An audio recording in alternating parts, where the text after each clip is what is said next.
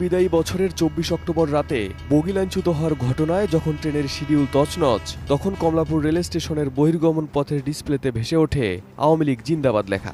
১৪ December Khulna rail স্টেশনের মূল ফটকের সামনে ডিজিটাল ব্যানারে ভেসে ওঠে ছাত্রলীগ ভয়ঙ্কর রূপে ফিরবে, জয় বাংলা, জয় বঙ্গবন্ধু, শেখ হাসিনা আবার আসবে। পরে কর্মকাণ্ডে বাদ যায়নি মসজিদও। গত ৩০ ডিসেম্বর দুপুরে ফেনী কেন্দ্রীয় বড় মসজিদের নামাজের সময়সূচির ডিজিটাল স্ক্রিনে প্রদর্শিত হয় আওয়ামী লীগ আবার ফিরবে, জয় বাংলা। এবার এমন ঘটনা ঘটল চুয়াডাঙ্গার একটি প্রাথমিক বিদ্যালয়ের ডিজিটাল স্ক্রিনে। নতুন বছরের শুরুর দিনে জীবননগর উপজেলার একটি সরকারি প্রাথমিক বিদ্যালয়ের মূল ফটকের ডিজিটাল সাইনবোর্ডের স্ক্রিনে ভেসে ওঠে আওয়ামী লীগ আবার ভয়ঙ্কর রূপে ফিরবে। এসব ঘটনায় স্থানীয়দের মধ্যে চরম উত্তেজনা বিরাজ করছে। শুরু করিতেছি পরম করুণাময় আল্লাহর নামে। শেখ হাসিনা ফিরবে ভয়ঙ্কর রূপে, ছাত্রলীগ ফিরবে ভয়ঙ্কর রূপে, শেখ হাসিনা জিন্দাবাদ, শেখ হাসিনা জয় বাংলা, এইসব বলে বলে সে বিভিন্ন রকম স্লোগান দিচ্ছে এখন সেই সব সরকারি স্থাপনার বিলবোর্ডে। কেমন হলো? নিষিদ্ধ সংগঠন ছাত্রলীগ, তাদের স্লোগান সরকারি খুলনা রেল স্টেশনে সেই বিলবোর্ডে। দেশের বিভিন্ন জায়গায় এইভাবে সরকারি প্রতিষ্ঠানের বিলবোর্ডে এইসব লেখাগুলো আসতেছে, এই নিষিদ্ধ সংগঠনের লেখা। শেখ হাসিনা পালাতক, তার দল পালাতক, তার নেতা কর্মী সবাই পালাতক, তারপরেও তাদের এইসব কথা ডিজিটাল ভাবে এই বিলবোর্ডে কিভাবে আসতেছে? শেখ হাসিনা এখন বিভিন্ন রকম ভাবে এই বাংলাদেশে ষড়যন্ত্র করার চেষ্টা করতেছে, এমনটাই বলতেছে। এই বিষয়ে প্রথম আলো একটা নিউজ করছে, কি বলছে একটু শুনি।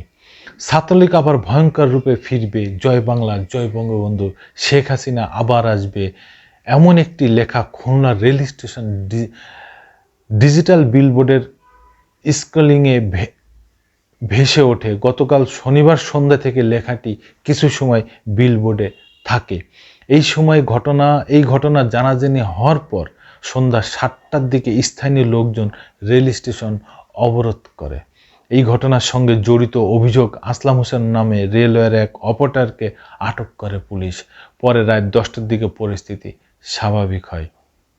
স্থানীয় সূত্রে জানা যায়, খুলনা রেল স্টেশনের ডিজিটাল বিলবোর্ডের স্ক্রলিংয়ে লেখাটি দেখার পরে স্থানীয় ছাত্র জনতা খুলনা রেল স্টেশনে অবস্থান নেয়। এই সময় উত্তেজনা ছড়িয়ে পড়লে খুলনা মহানগর বিএনপি নেতাকর্মী ও বৈষম্য বিরোধী ছাত্র আন্দোলনের নেতাকর্মীরা সেখানে উপস্থিত হন।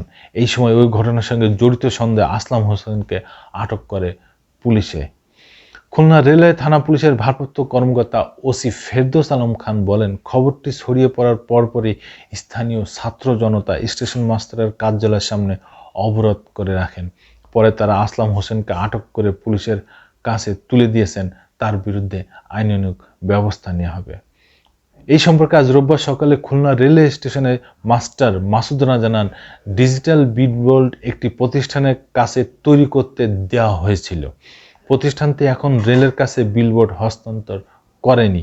সরবরাহকারী প্রতিষ্ঠানটি ওয়াইফাইয়ের মাধ্যমে বিলবোর্ডটি নিয়ন্ত্রণ করত। এরই মাঝে এমন একটি অনাকাঙ্ক্ষিত ঘটনা ঘটে গেছে। সরবরাহকারী প্রতিষ্ঠানের ব্যক্তি আসলাম হোসেন বলেছেন, বিলবোর্ড হ্যাক হয়েছে, এই কারণে এমন লেখা উঠে এসেছে। এরকম আরো নানান ঘটনা ঘটবে রে ভাই, কারণ শেখ হাসিনার এই দালালরা সব জায়গা ছড়িয়ে ছিটিয়ে আছে। ধন্যবাদ দর্শক বন্ধুরা, আবার আসবো নতুন কোনো কথা নিয়ে, নতুন কোনো ঘটনা নিয়ে। আমি প্রিন্স।